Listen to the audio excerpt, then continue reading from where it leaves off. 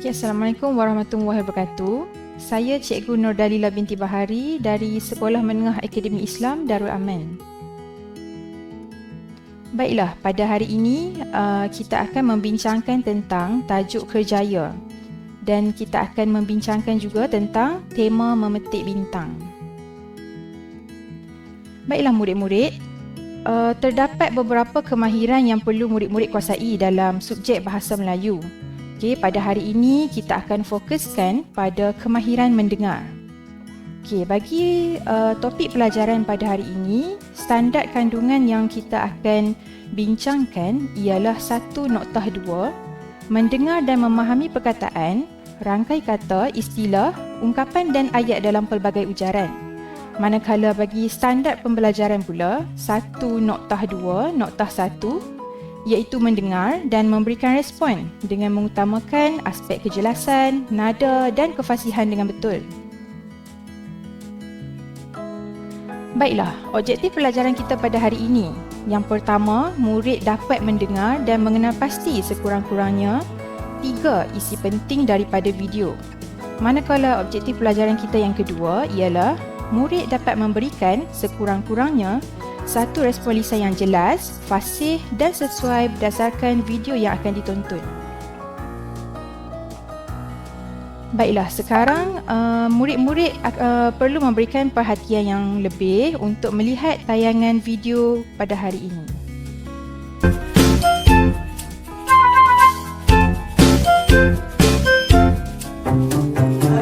Saya Syed Faiz. Cita-cita saya sejak daripada kecil adalah seorang tukang masak. Saya bersyukur dengan cita-cita saya.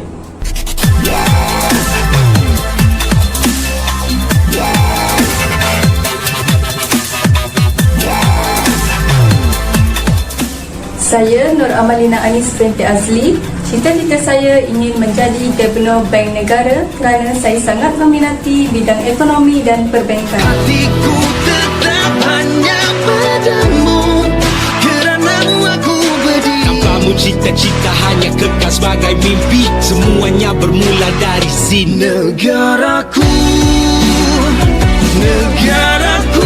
Saya Muhammad Nur Hazwan. Cita-cita saya menjadi penyerang bola sepak Malaysia. Saya bangga dengan cita-cita saya. Baiklah, berdasarkan video itu tadi, apakah yang murid-murid dapat faham daripada tayangan video itu sebentar tadi? Dan murid-murid perlu menyatakan juga kerjaya manakah yang menarik minat-minat murid-murid. Okay. Berdasarkan video tersebut, saya memahami bahawa terdapat beberapa orang individu yang mempunyai cita-cita dan hala tuju kerjaya yang berbeza, iaitu menjadi chef selebriti, bekerja di bank negara dan menjadi pemain bola sepak. Situasi ini menunjukkan bahawa setiap individu mempunyai minat dan bakat yang tersendiri dalam menentukan masa depan mereka. Individu yang bercita-cita menjadi chef selebriti berkemungkinan mempunyai minat yang mendalam dalam bidang masakan serta kreativiti dalam menghasilkan hidangan yang unik. Sementara itu, individu yang ingin bekerja di bank negara pula menunjukkan kecenderungan terhadap bidang kewangan, ekonomi dan pengurusan yang memerlukan ketelitian yang tinggi. Selain itu, individu yang ingin menjadi pemain bola sepak pula mempunyai minat dalam bidang sukan serta perlu memiliki kemahiran fizikal dan berdisiplin untuk berjaya. Kerjaya yang paling menarik minat saya ialah bekerja di bank negara. Hal ini demikian kerana saya berminat dalam bidang kewangan dan ekonomi serta ingin memahami cara pengurusan ekonomi negara dijalankan. Selain itu, kerjaya ini juga menjanjikan masa depan yang cerah dan stabil. Setiap orang mempunyai minat yang berbeza dan perlu berusaha bersungguh-sungguh untuk mencapai cita-cita masing-masing. Sekian, terima kasih.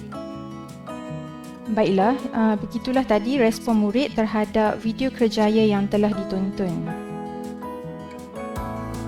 Baiklah murid-murid, mari kita uji kemahiran mendengar murid-murid sekalian. Murid-murid boleh merujuk pada buku teks Bahasa Melayu tingkatan 4 dan mengimbas kod QR pada halaman 28. Aktiviti kita pada hari ini, yang pertama, murid-murid perlu mengimbas kod QR pada halaman 28. Yang kedua, murid-murid perlu mendengar audio dengan teliti. Yang ketiga, sila lengkapkan jadual di halaman seterusnya dengan mengisi maklumat berkaitan perkataan, istilah dan juga rangkai kata. Dan yang keempat, murid perlu memberikan respons berdasarkan audio dengan mengutamakan aspek kejelasan, nada dan kefasihan yang betul. Ini ialah jadual yang perlu dilengkapkan oleh murid-murid.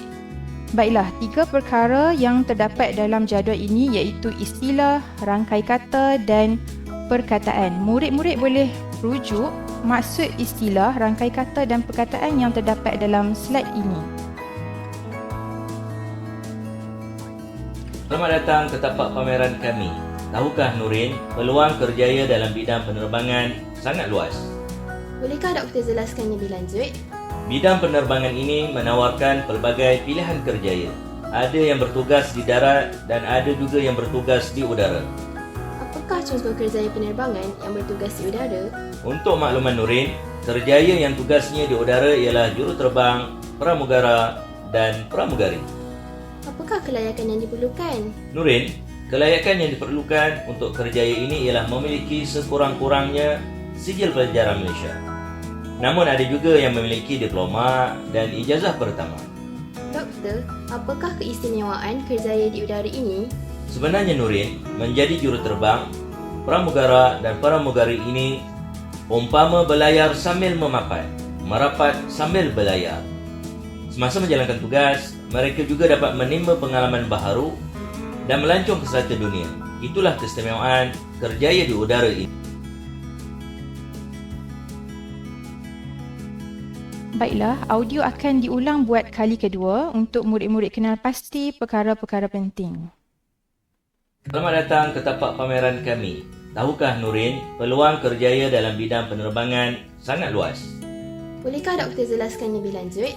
Bidang penerbangan ini menawarkan pelbagai pilihan kerjaya. Ada yang bertugas di darat dan ada juga yang bertugas di udara. Apakah contoh kerjaya penerbangan yang bertugas di udara?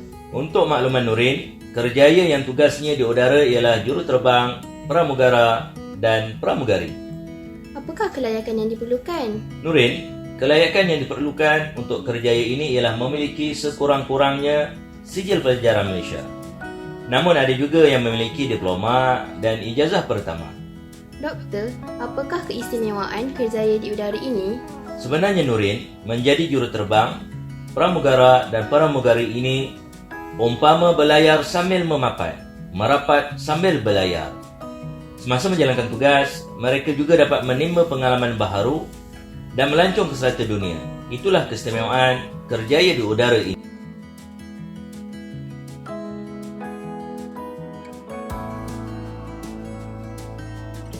Baiklah, seterusnya kita akan pergi pada slide yang berikutnya.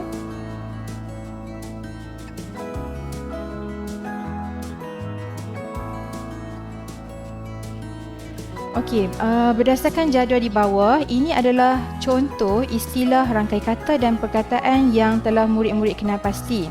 Okey, bagi istilah, perkataannya ialah pramugara, pramugari dan diploma. Manakala bagi rangkai kata yang kita dapat dengari daripada audio tersebut ialah tapak pameran, yang kedua peluang kerjaya dan selamat datang.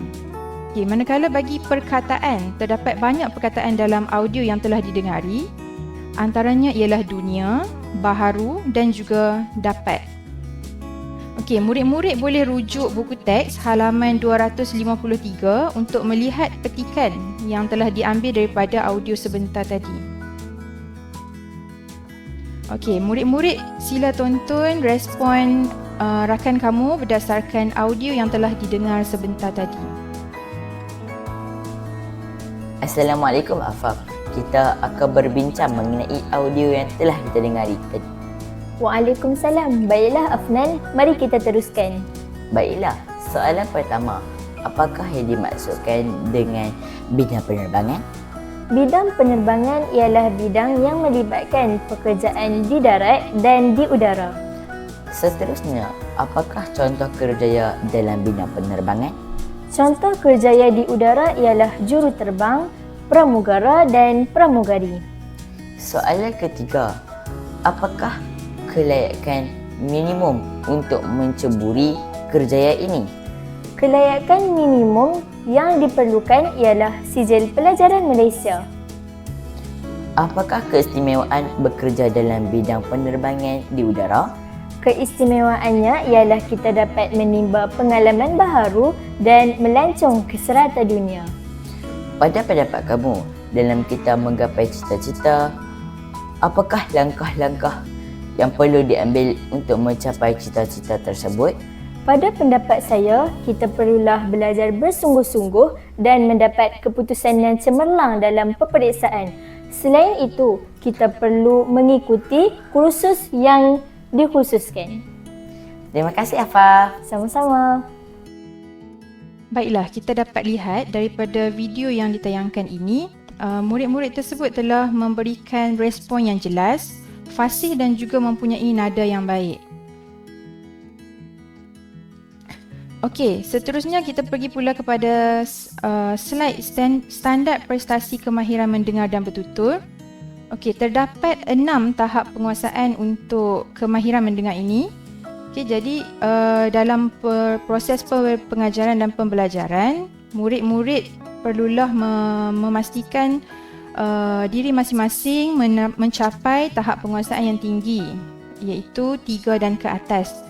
Tahap penguasaan yang paling tinggi ialah pada tahap 6, iaitu tahap yang cemerlang.